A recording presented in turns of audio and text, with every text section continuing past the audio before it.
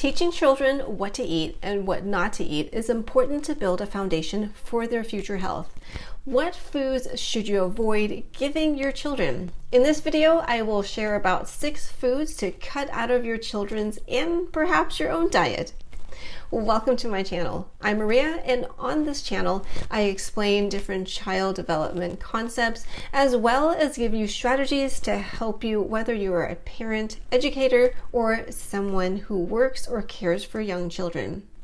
We need to teach children to make healthy choices and develop healthy habits that will last a lifetime so that they can have a good foundation for their wellness. Plus, as they grow, you want to give them the best possible foods to encourage and maintain a healthy body. Our diet plays a big role, and if you think back to your childhood, you can probably think of diet habits that have helped you and those that were not as good. So I want to give you some food choices that are not healthy for a child's growing body as well as our own. So here's my list of 6 foods or food categories to avoid. All right, let's kick it off with the obvious one. Sugar. And I'm not talking just candy and sugary snacks. I'm talking about any type of sugar, refined and even some natural sources, especially fructose. The recommended amount of sugar intake daily is no more than 6 teaspoons or 25 grams for children, and actually for adult women also. Men can have a little bit more, but that's another story. 25 grams is not much considering that 1 can of soda has at least that. Too much sugar is linked to hyperactivity, but more seriously, it can cause diabetes 2, obesity, and tooth decay. Diabetes 2 used to be considered adult onset diabetes. However, due to sugar in the next category of foods, diabetes 2 is on a disturbing rise in young children. So read labels. Look at the amount of sugar in food products you purchase. Even juice, because even if it's 100% juice, all the fiber has been taken out, making juice empty calories and pure sugar. My second recommendation to avoid giving your children is a category of foods, and that is ultra-processed foods. I'm sure you have been hearing this term more lately. So what is considered ultra-processed food? It's defined as snacks, drinks, ready meals, and many other products created mostly or entirely from substances extracted from foods or derived from food constituents with little, if any, intact food. So the food created looks almost nothing like the natural form that it was derived from. These foods can be items that are packaged and ready to eat with little to no effort to prepare, such as those tasty ramen noodles in a cup that college students survive on.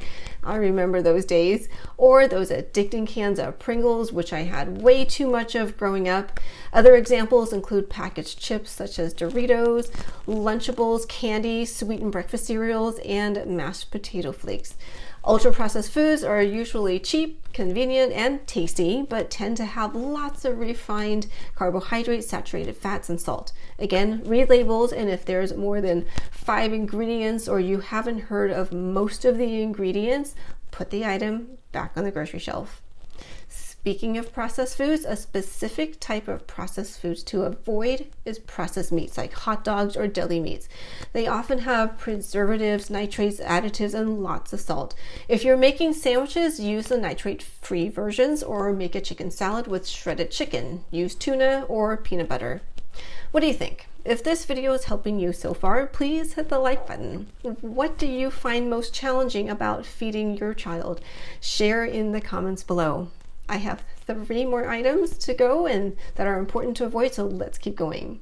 The next food item is an ingredient to look out for. I probably grew up consuming a lot of food made with this ingredient, and actually most of my adult life, but now that I know about it, I avoid it as much as possible and wish I could have at least had my kids avoid it.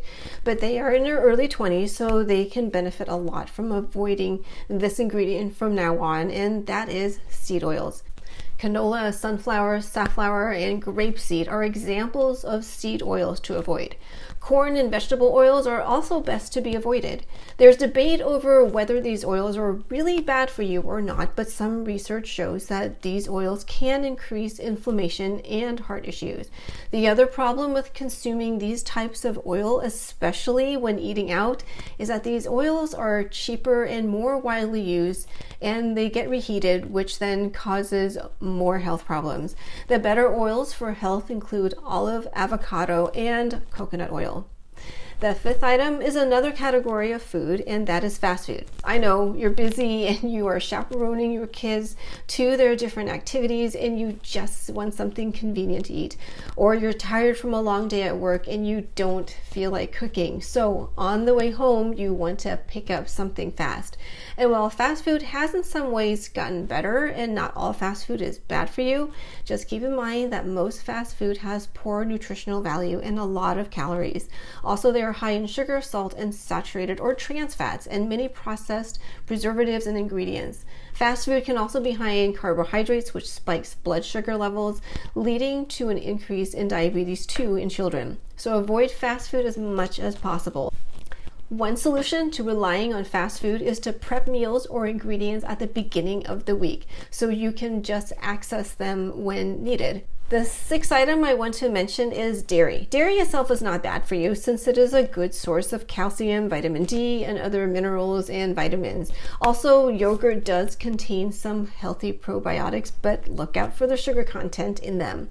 However, dairy is a common allergen, and about half of the world's population have a hard time digesting the protein in milk, resulting in digestive issues, nausea, and other symptoms. So watch out for these symptoms in your child.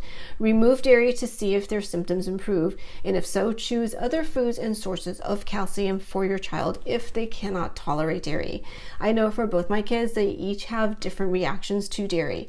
When my son was young, he had eczema, and cutting dairy helped clear his symptoms. And I have sensitivity to dairy also, so I need to watch my own intake and limit my consumption and look for quality sources of dairy that are lactose free. And there you have it, foods that I would avoid when feeding children. It's all about balance. Let them enjoy a treat every now and then, but steer them toward healthier choices on a daily and consistent basis. After all, you're setting them up for good habits that will last a lifetime. If this video helped you, hit the like button. Share any questions or thoughts in the comments below, and subscribe for future content.